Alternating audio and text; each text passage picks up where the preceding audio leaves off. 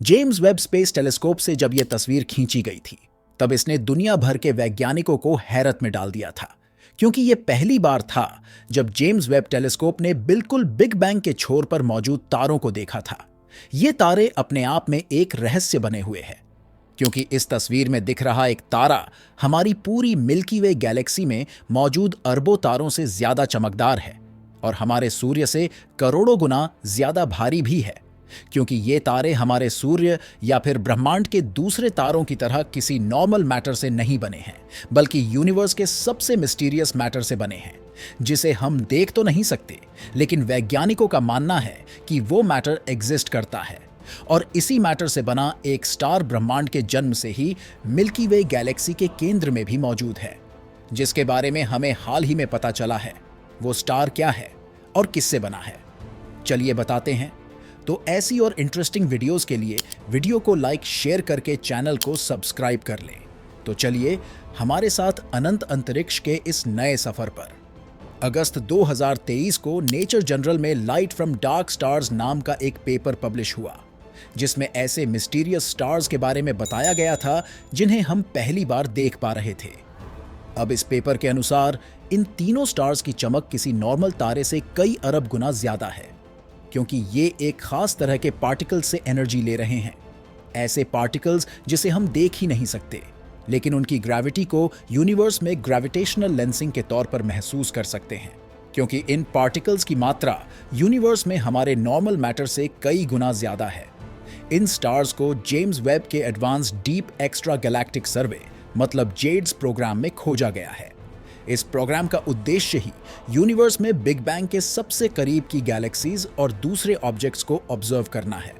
और हम ये जानते हैं कि जेम्स वेब टेलीस्कोप के अलावा कोई भी टेलीस्कोप इतना सक्षम नहीं है कि वो ब्रह्मांड के अंतिम छोर से आती हुई इन सबसे पुराने ऑब्जेक्ट्स की इंफ्रारेड लाइट को इतने डिटेल्ड तरीके से कैप्चर कर सके। उदाहरण के लिए, जेम्स वेब द्वारा ली गई इस तस्वीर में आप जिन मिस्टीरियस स्टार्स को देख पा रहे हैं, इनका फॉर्मेशन बिग बैंग होने के केवल 700 मिलियन साल बाद ही हो गया था। शुरुआत में तो रिसर्चर्स इन्हें एंशिएंट गैलेक्सीज की कैटेगरी में रख रहे थे, और इन गैलेक्सीज की एग्जिस्टेंस पर शुरुआत में काफी कंट्रोवर्सी भी हुई, क्योंकि यह काफी अजीब था कि यूनिवर्स के फॉर्मेशन के तुरंत बाद इतनी जल्दी इतनी बड़ी बड़ी गैलेक्सी कैसे बन गई। लेकिन नेचर जनरल के इस रिसर्च ने इन सभी दावों को गलत साबित करते हुए एक नया एक्सप्लेनेशन दिया।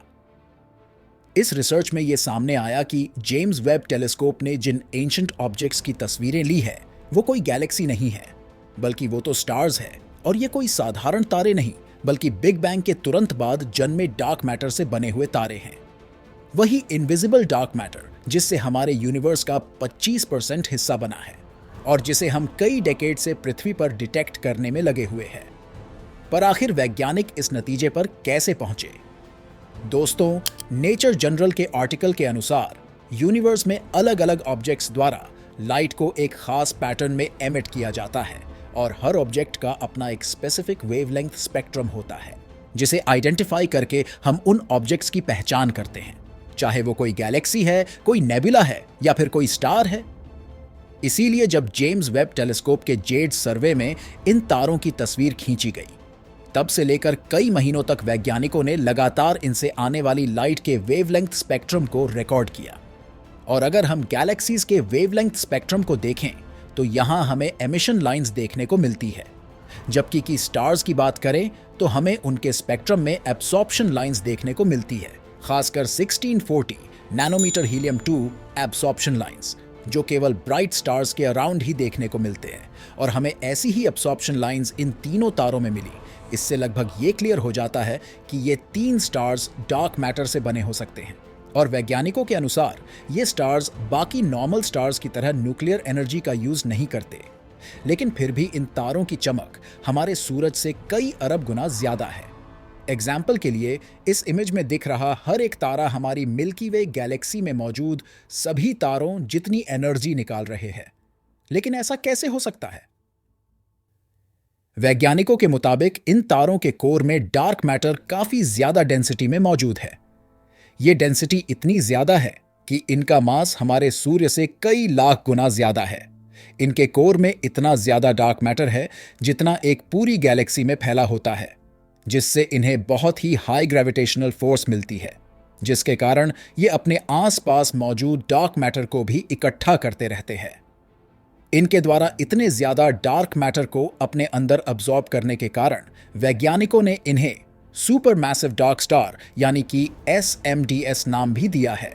और ये डार्क मैटर ही इन्हें एनर्जी देता है, क्योंकि डार्क मैटर की इतनी ज्यादा डेंसिटी होने के कारण इनके केंद्र में एक खास तरह का रिएक्शन होता है जिसे डार्क मैटर एनाइलेशन कहते हैं। ये रिएक्शन वैसा ही है जैसे मैटर और एंटी मैटर आपस में इंटरैक्ट करके एक दूसरे को खत्म कर देते हैं और भारी मात्रा में एनर्जी रिलीज करते हैं। और डार्क मैटर ही इन स्टार्स को एनाइलेशन से इतनी ज्यादा एनर्जी दे रहा है कि एक स्टार पूरी गैलेक्सी जितनी ब्राइटनेस के साथ चमक रहा है। टेक्सास यूनिवर्सिटी की रिसर्चर कैथरीन फ्रीस, जो इन डार्क स्टार्स पर स्टडी कर रही हैं, उनके मुताबिक ब्रह्मांड में एक नए टाइप की तारे की खोज करना अपने आप में काफी इंटरेस्टिंग है। पर यह पता लगाना कि उस तारे को डार्क मैटर से एनर्जी मिल रही है, ये इस डिस्कवरी को और भी बड़ा बना देता है और हमें इनसे एक काफी बड़ी मिस्ट्री का भी जवाब मिल सकता है। जैसा कि हम जानते हैं कि यूनिवर्स का 95% भाग डार्क मैटर और डार्क एनर्जी का बना हुआ है। मतलब जब यूनिवर्स बना होगा तब नॉर्मल मैटर के मुकाबले डार्क मैटर इससे कई गुना ज्यादा मात्रा में बना होगा, और इसीलिए यूनिवर्स के बनने के बाद जो पहले स्टार्स बने होंगे वो नॉर्मल मैटर से नहीं बने होंगे, बल्कि वो डार्क मैटर से बने होंगे, जिनके ऊपर बाद में नॉर्मल मैटर इकट्ठा होना शुरू हो गया, जिसके प्रेशर के चलते बाद में डार्क मैटर पार्टिकल्स और क्लोज आए और उनके पेयर्स में एनाइलेशन से एनर्जी क्रिएट हुई, और जिस एनाइलेशन के दौरान नॉर्मल न्यूट्रॉन्स और दूसरे पार्टिकल्स भी निकले होंगे, जिनकी वजह से आज हमें इनकी ये इंफ्रारेड इमेज मिली है। डार्क स्टार्स किसी नॉर्मल स्टार से लाखों करोड़ों गुना ज्यादा एनर्जी रिलीज करते हैं, और इतनी ज्यादा एनर्जी बहुत तेजी से रिलीज करने के कारण इनकी उम्र भी काफी ज्यादा कम हो जाती है। मतलब इस इमेज में हम जो स्टार देख रहे हैं वो अपने बनने के कुछ लाख साल में ही खत्म हो चुका है, यानी कि आज से लगभग 13 अरब साल पहले ही ये स्टार्स खत्म हो चुके हैं। लेकिन यहां पर वैज्ञानिकों द्वारा एक और बहुत बड़ा खुलासा किया गया है। उनका कहना है कि डार्क मैटर स्टार कभी भी पूरी तरह खत्म हुए ही नहीं, बल्कि आज भी हमारे साथ इस यूनिवर्स में मौजूद है, और शायद हमारी अपनी गैलेक्सी में भी ऐसा कोई 13 अरब साल पुराना डार्क स्टार मौजूद है, वो भी हमारी गैलेक्सी के बिल्कुल बीचों बीच। लेकिन क्या आप उसका नाम जानते हैं? मैं यहां पर गैलेक्सी के केंद्र में मौजूद super massive black hole Sagittarius A star की बात कर रहा हूं। चलिए मान लेते हैं कि इन इमेज में दिख रहे स्टार्स डार्क स्टार्स ही है, और इस तरह के बहुत से डार्क स्टार्स अर्ली यूनिवर्स में एग्जिस्ट करते थे। तो आखिर हमें अब यूनिवर्स में डार्क मैटर से बने डार्क स्टार्स क्यों नहीं दिखते? देखिए, बाकी नॉर्मल स्टार्स की ही तरह जब इन तारों का भी फ्यूल, जो कि इस केस में डार्क मैटर था, उसके पूरी तरह खत्म होकर एनर्जी में बदल जाने पर इनकी इनवर्ड और आउटवर्ड फोर्स, जिसके कारण ये बैलेंस स्टेट में थे, उसके खत्म हो जाते ही ये अपने केंद्र में कोलैप्स हो गए, और इनसे ही शुरुआती ब्रह्मांड में हमारे सूर्य से लाखों गुना ज्यादा मैसिव ब्लैक होल्स का निर्माण हुआ, जो यूनिवर्स के शुरुआती ब्लैक होल्स रहे होंगे। और ये वही ब्लैक होल है जो फिर अरबों सालों तक लगातार अपने आसपास के मैटर को खाते गए, जिससे इनका मास हमारे सूर्य जैसे स्टार से अरबों गुना ज्यादा हो गया।